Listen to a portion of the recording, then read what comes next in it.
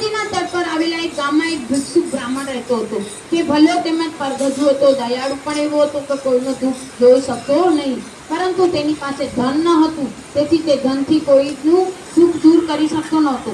જાતે મહેનતું ગમે તે કામ કરીને કોઈના માટે કરી છૂટતો. હવે બ્રાહ્મણ પોતે પ્રભુ ભક્ત હતો, તેથી હંમેશા ભક્તિમાં રાખતો અને દરેકને ભક્તિમય જીવન ગાળવાનો ઉપદેશ આપતો. એના ભલા સ્વભાવથી ઘણા માણસો તેની પાસે આવી બેસતા પોતાનું દુઃખ વર્ણવતા.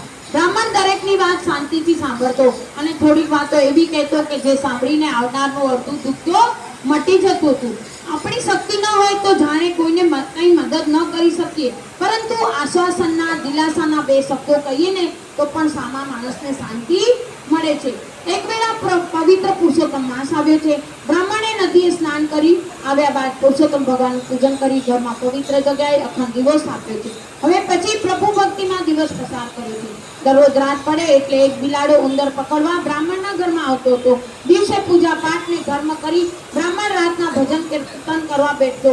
એક ખૂણામાં અખંડ દીવો ઝળહળ કરી રહ્યો હતો.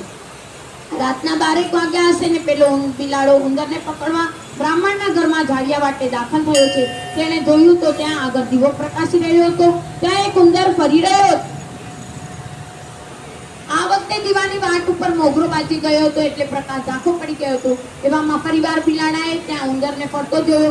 તેણે ત્યાં પકડવા તરાપ માંડી. હવે બન્યું એવું કે ત્યાં આગળ દીવી રાખેલી તે બિલાડીનો ધક્કો વાગ્યો એટલે દીવાની વાટ પર જે મોગરો લાગેલો હતો તે ખરી પડ્યો અને પહેલાની જેમ જ પ્રકાશ આપવા લાગ્યો છે.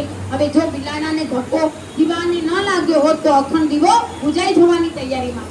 પરંતુ બ્રાહ્મણનું વ્રત જળવાઈ રહેવાનું હતું, તેથી બિલાડાના ધક્કાના કારણે બુજાઈ જવા આવેલા દીવાનો મોગરો ફરી જતા પ્રકાશ સિદ્ધ બની ગયો અને તેનું રક્ષણ થયું. બિલાડો ઉંદર પકડી શક્યો નહીં. તરાપ મારતી હતી તે જ વખતે ઉંદર નજીક આવેલા દરમાં ઘૂસી ગયો હતો. પછી તો આખી રાત બિલાડાએ ઘરમાં ખાખા ખોરા કર્યા પણ ઉંદર પકડ્યો નહીં અને થાકેલો બિલાડો સવારે ઘરમાં ચોકમાં જ મરણ પામ્યો. બિલાડાએ અજાણપણે પણ અખંડ દીપકનું રક્ષણ કર્યું હતું.